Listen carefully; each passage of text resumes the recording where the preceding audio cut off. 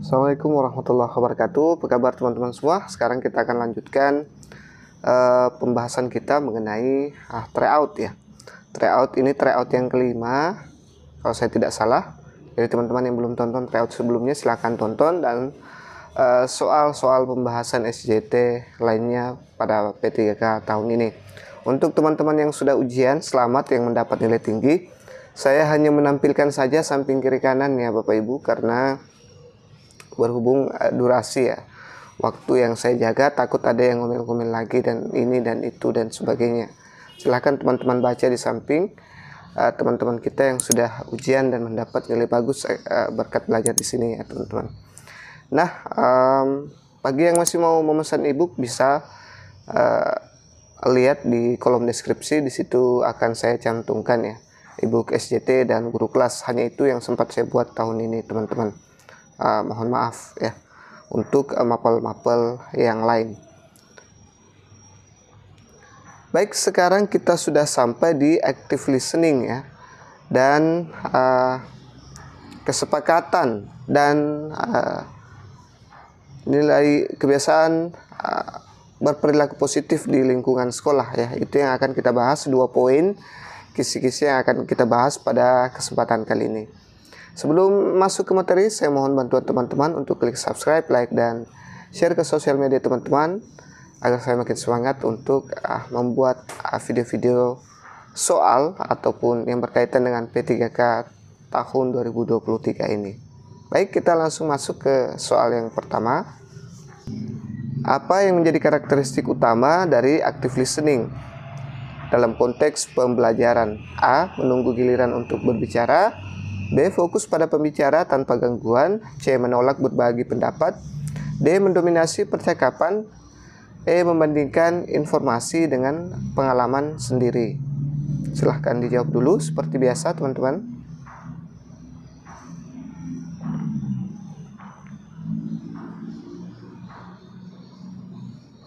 Baik, jawabannya adalah fokus pada pembicara tanpa gangguan ya.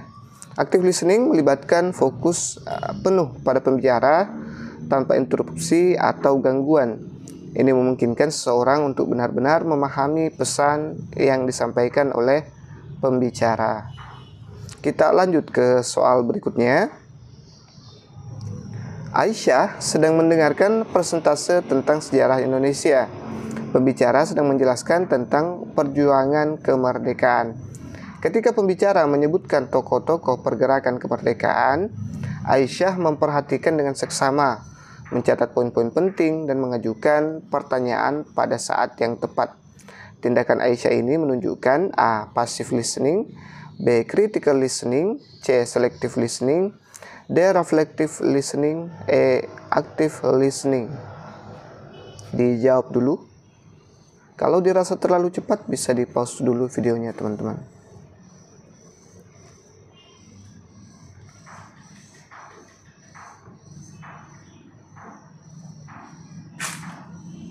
Baik, jadi jawabannya adalah E. Active listening.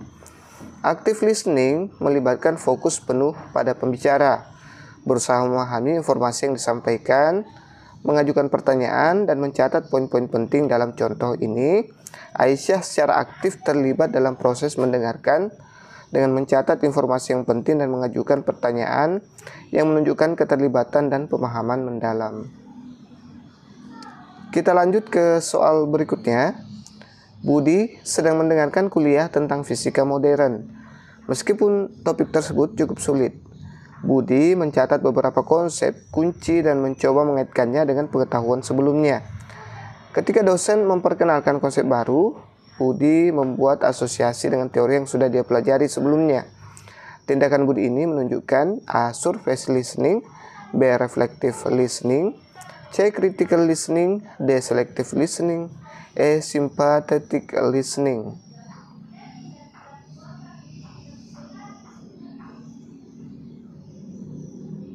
Baik, jadi jawabannya adalah B ya, reflective listening.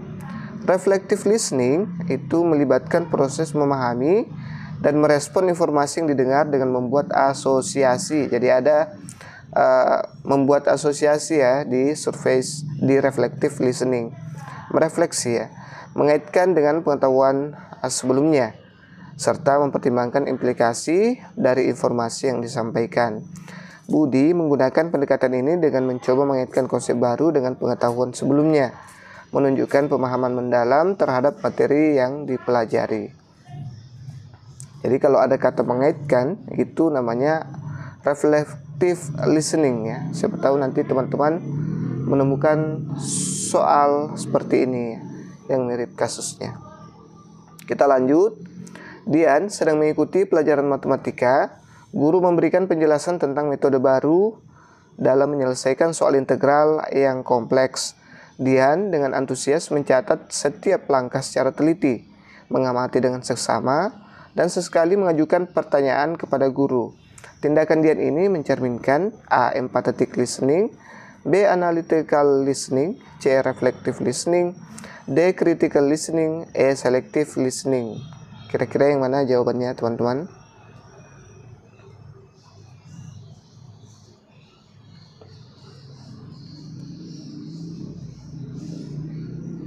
Baik, jadi jawabannya adalah critical listening ya. Dia secara kritis terlibat dalam proses mendengarkan dengan cara mempertimbangkan dengan seksama langkah yang diajarkan guru, mengajukan pertanyaan, dan mencatat informasi dengan teliti. Hal ini menunjukkan bahwa Dian berusaha untuk memahami materi secara mendalam dan kritis ya, critical listening ya. Kita lanjut ke soal berikutnya. Rina sedang menghadiri diskusi kelompok tentang ekologi. Temannya sedang menjelaskan tentang rantai makanan dalam ekosistem. Rina secara aktif mengonfirmasi pemahamannya dengan menanyakan pertanyaan tambahan ya. Menanyakan pertanyaan tambahan, memberikan tanggapan terhadap ide-ide temannya, dan mencari solusi untuk contoh-contoh kasus yang diberikan. Tindakan Rina ini menunjukkan A. Empathetic listening, B. Surface listening, C. Active listening, D. Sympathetic listening, E. Selective listening ya. Menjelaskan rantai makanan ya. Rina aktif mengonfirmasi pemahamannya dengan menanyakan pertanyaan tambahan. Baik teman-teman, kita lihat jawabannya. Jadi jawabannya dia termasuk active listening ya. Rina terlibat secara aktif dalam proses mendengarkan dengan bertanya, memberikan tanggapan, dan mencari solusi terhadap topik yang sedang dibahas. Ini menunjukkan bahwa Rina tidak hanya mendengarkan, tetapi juga terlibat aktif dalam diskusi dan proses belajar bersama. Kita lanjut ke soal berikutnya. Andi sedang mengikuti persentase tentang ekonomi global. Meskipun topiknya rumit, Andi berusaha untuk tetap fokus, mencatat poin-poin utama, dan memvisualisasikan informasi yang disampaikan oleh pembicara. Tindakan Andi ini menunjukkan A. Reflective listening, B. Critical listening, C. Surface listening, D. Sympathetic listening, E. Selective listening. Dijawab dulu.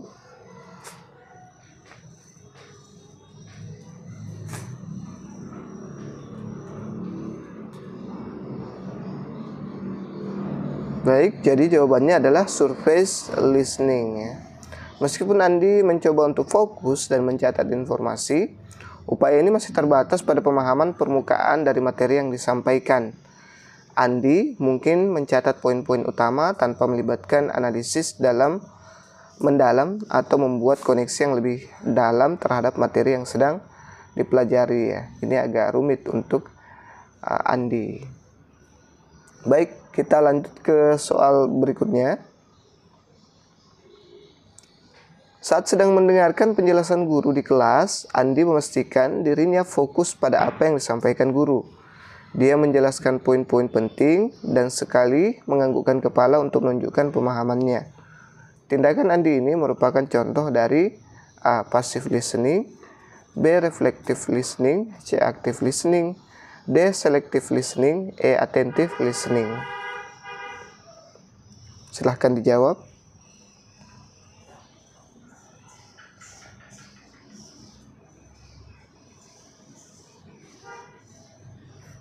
Baik, jadi jawabannya adalah active listening. Andi menunjukkan tanda-tanda aktif dalam mendengarkan dengan menuliskan poin-poin penting dan memberikan respon nonverbal seperti menganggukkan kepala. Dia terlibat secara aktif dalam proses mendengarkan. Active listening melibatkan pemahaman yang mendalam terhadap apa yang didengarkan dan respons yang menunjukkan keterlibatan. Kalau tadi dia tidak mengerti ya, tidak ada kata rumit di situ ya. Kalau masih rumit berarti dia berarti dia masih di permukaan, belum masuk ke dalam ya. Ini si Andi ini masih ada kata rumit, berarti dia belum mendalam di situ, masih di surface, masih di permukaan. Jadi dia adalah surface listening ya. Kalau active listening itu sudah dia benar-benar memperhatikan dan paham dengan memberikan respon yang positif ya, bahwa respon yang menunjukkan keterlibatan seperti itu. Kita lanjut ke soal berikutnya. Dalam diskusi kelompok tentang topik sejarah, Rina memperhatikan setiap anggota kelompoknya yang berbicara, mencatat informasi penting dan sekali menyimpulkan apa yang telah dibicarakan. Tindakan hari ini mencerminkan A. Critical listening, B. Inactive listening, C. Mindful listening, D. Surface listening, E. Empathic listening.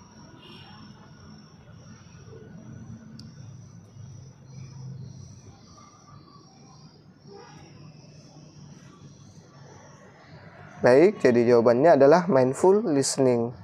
Rina menunjukkan kesadaran mindfulness dalam mendengarkan ya. Nah, menunjukkan kesadaran artinya mindfulness ya. Dalam mendengarkan dengan memperhatikan setiap anggota kelompok, mencatat informasi penting dan merangkum apa yang telah dibicarakan. Mindful listening melibatkan fokus penuh pada pembicara dengan tujuan memahami sepenuhnya apa yang disampaikan.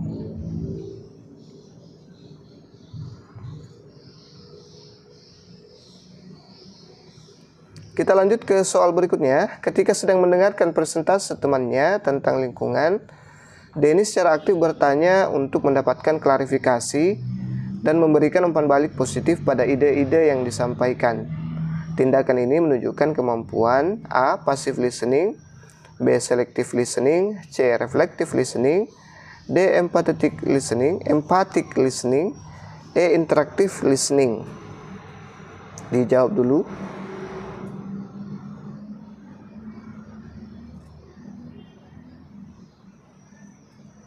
Baik, jadi jawabannya adalah E. Interactive listening. Denny tidak hanya mendengarkan dengan aktif, tetapi juga terlibat dalam interaksi dengan pembicara, dengan bertanya dan memberikan umpan balik positif. Dia menjadikan proses mendengarkan sebagai sebuah dialog yang kuat pemahaman dan komunikasi.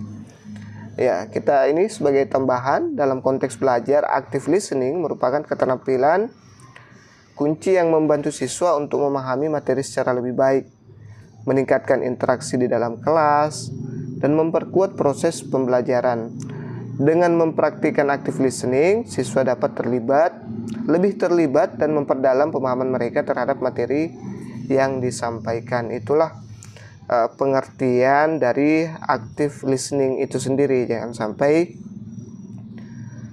teman-teman bingung yang mana apa yang dikatakan dengan active listening ya.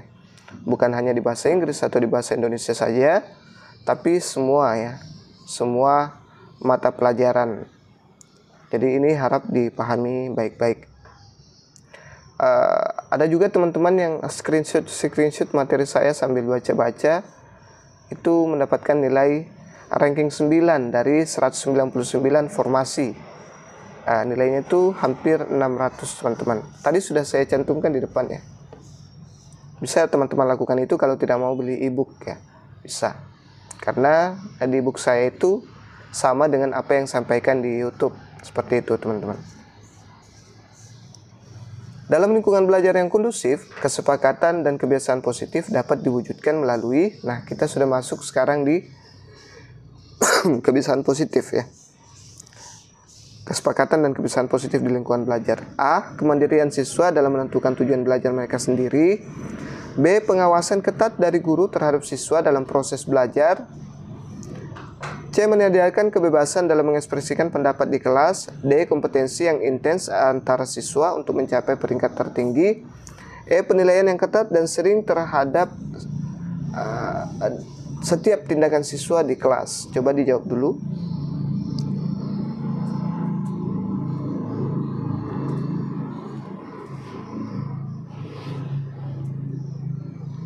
Baik, jadi jawabannya adalah A ya.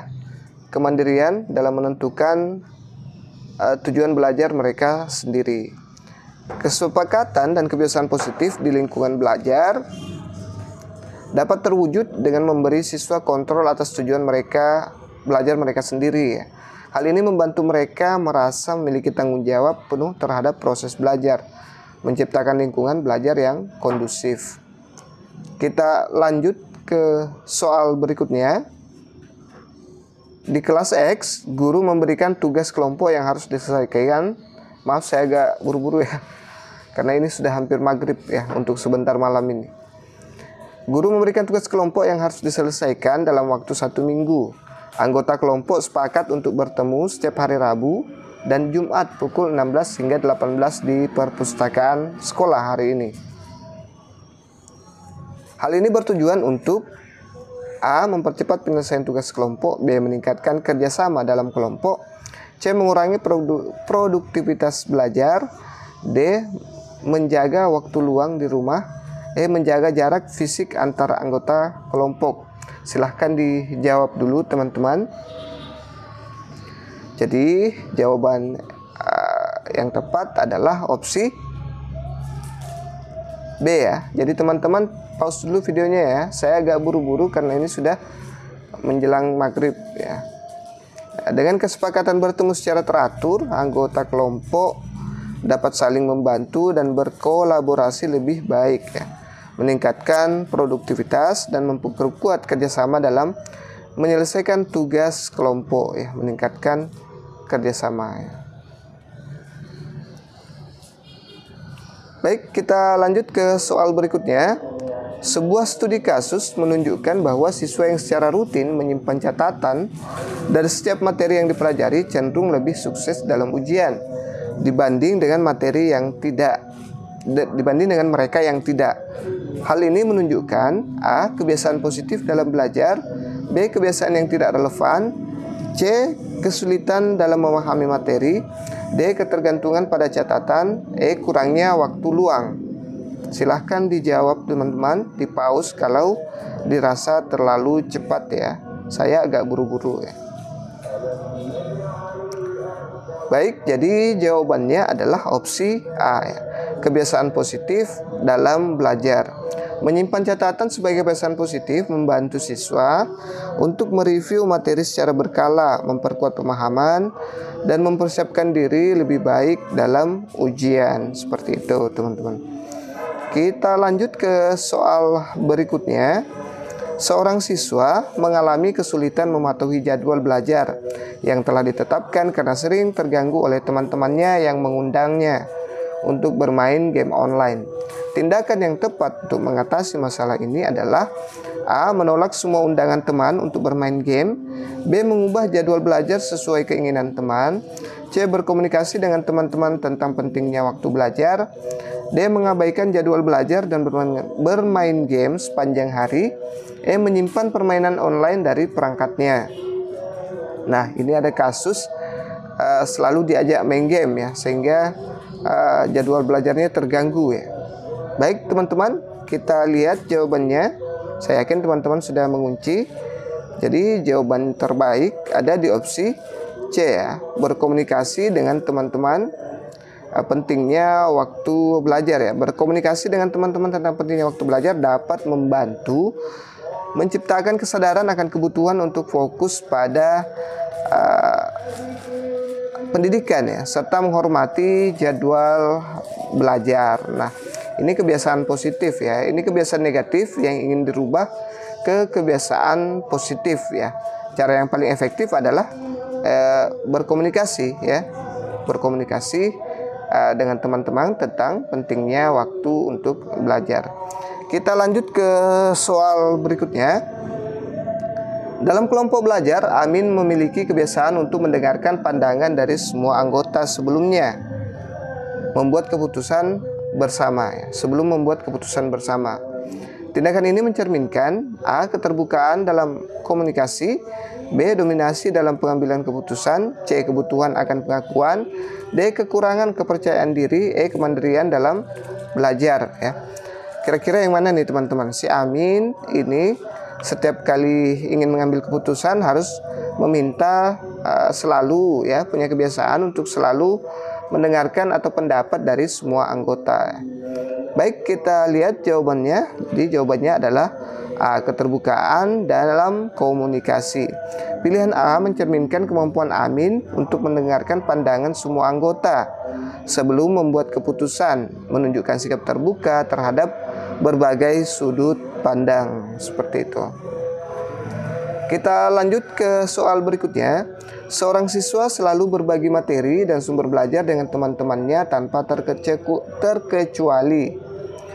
Tindakan ini mencerminkan A. Ketergantungan pada orang lain, B. Ketidakmampuan untuk bersaing, C. Kecenderungan individualisme, D. Sikap kolaboratif, E. Perasaan rendah diri. Silahkan dijawab dulu teman-teman.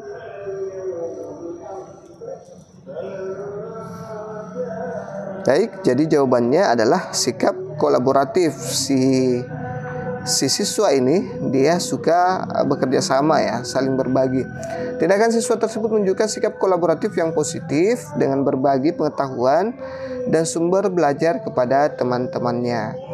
Kita lanjut ke soal berikutnya. Dalam konteks lingkungan belajar yang positif, perjanjian antar siswa untuk saling menghormati pendapat satu sama lain dalam diskusi kelas merupakan contoh dari A. Kolaborasi, B. Kesopanan, C. Konsensus, D. Persaingan, E. Dominasi. Silahkan dijawab dulu teman-teman. Baik, saya yakin teman-teman sudah kunci. Jadi jawabannya adalah C ya, konsensus ya. Konsensus adalah kesepakatan bersama atau pemahaman yang diterima secara umum. Dalam lingkungan belajar yang positif, terciptanya kesepakatan atau konsensus antar siswa untuk saling menghormati pendapat satu sama lain, akan menciptakan atmosfer yang mendukung dan menghargai keragaman pendapat. Oke, kita lanjut. Sampai di sini sudah berapa yang benar teman-teman? Saya mau teman-teman sebentar catat berapa yang benar dan berapa yang masih salah ya. Sudah banyak yang menulis, terima kasih. Saya belum sempat komentar kembali, saya hanya kasih love ya dan like. Terima kasih sudah menuliskan berapa yang masih benar dan berapa yang masih salah. Kebiasaan positif dalam belajar yang melibatkan siswa untuk secara aktif membagikan pengetahuan dan informasi kepada teman sekelas adalah bentuk dari A. Kemandirian, B. Kolaborasi, C. Kompetisi, D. Konformitas, E. Persaingan. Dijawab dulu teman-teman.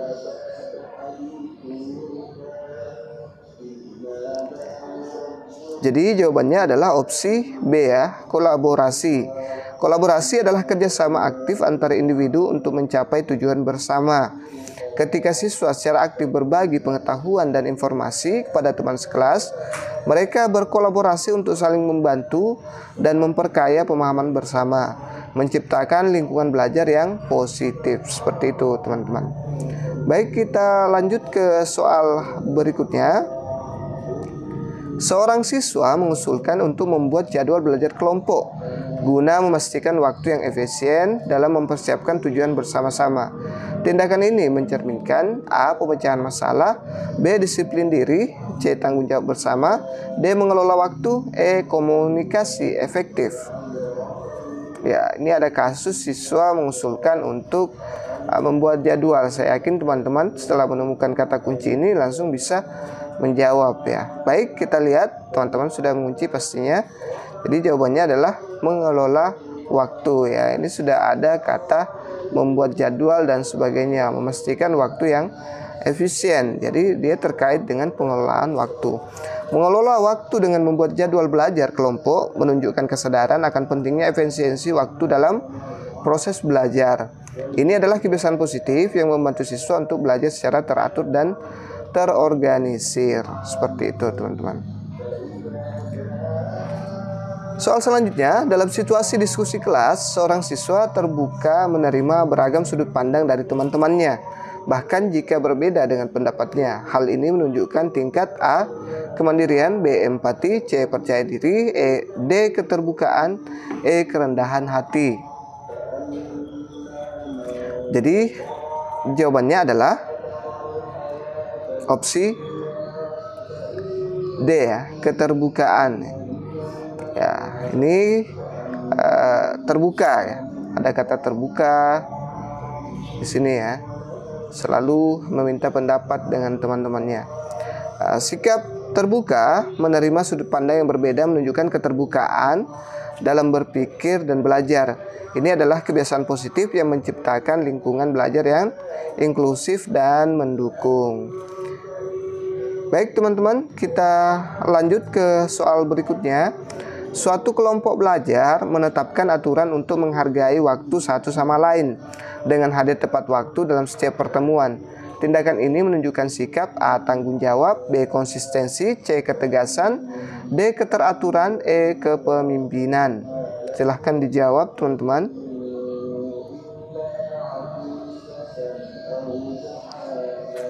Baik, jadi jawabannya adalah opsi A ya, tanggung jawab. Menghargai waktu satu sama lain dengan hadir tepat waktu mencerminkan tanggung jawab terhadap proses belajar kelompok. Ini adalah kebiasaan positif yang menunjukkan keseriusan dalam menjalankan perjanjian atau aturan yang telah dibuat. Ini tanggung jawab ya. Nah, kita sudah menetapkan aturan untuk menghargai waktu sama lain, harusnya hadir tepat waktu ya dalam setiap pertemuan. Ini adalah tanggung jawab kita ya, termasuk di tanggung jawab. Baik, itu saja dulu yang sempat kita share pada kesempatan kali ini. Jika banyak kekurangan saya mohon maaf ya, karena kita lagi buru-buru ini menjelang maghrib. Saya sangat sibuk teman-teman, mohon maaf, sangat sibuk, jadi tidak tiap hari upload video ya. Sangat sibuk, jadi baru sempat bikin video ini sudah menjelang maghrib untuk sebentar malam ini. Jadi agak buru-buru, saya tidak enak kalau kita kekejar waktu ya. Inilah akibat dari kekejar waktu, makanya tidak maksimal ya. Insyaallah kita akan lanjut lagi di kisi-kisi berikutnya. Semoga saya sehat, semoga teman-teman tetap sehat, jaga kesehatan. Sekarang musim pancaroba teman-teman. Terima kasih. Wassalamualaikum warahmatullahi wabarakatuh.